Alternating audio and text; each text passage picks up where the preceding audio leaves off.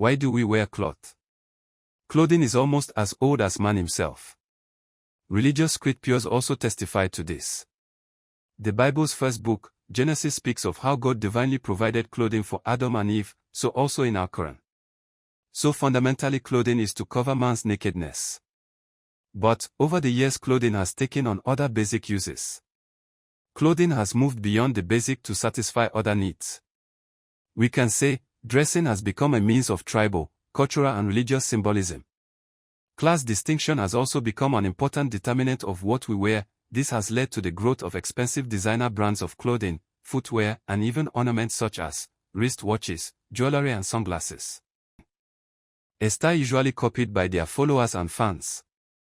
Uniforms are also an important form of clothing when talking about identification. Without uniforms, it would be virtually impossible to identify military and other security personnel, doctors, nurses, priests, pastors, traditional rulers, worshippers, students and pupils of schools, to mention a few. Comfort is key in dressing. Comfort not only for the person wearing the clothing but also for others around them. But, these days, especially among younger members of the society, this important aspect of dressing is becoming less important. It was earlier highlighted that dressing is a key form of ethnic, cultural, and identity. In Africa, the nature and style of our traditional clothing not only reflect our culture and ethnicity, it is also influenced by our weather conditions. However, a visit to Africa's major cities suggests that these traditional forms of dressing are gradually fading into the oblivion of globalization.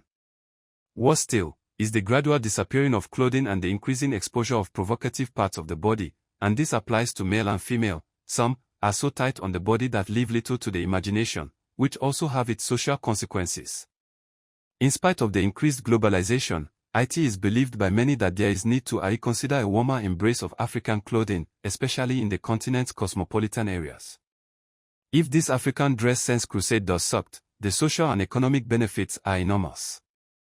The role model factor in ensuring the success of this cannot be overemphasized. This means public office holders, other politicians, actors, television presenters, and sportsmen are to buy into the idea and set the right examples.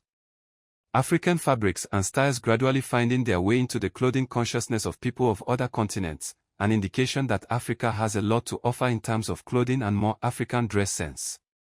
The greater the likelihood of people of climes embracing our forms of dressing. It therefore believes on all of us on the continent to make a more conscious effort of sharing the African experience everywhere we go.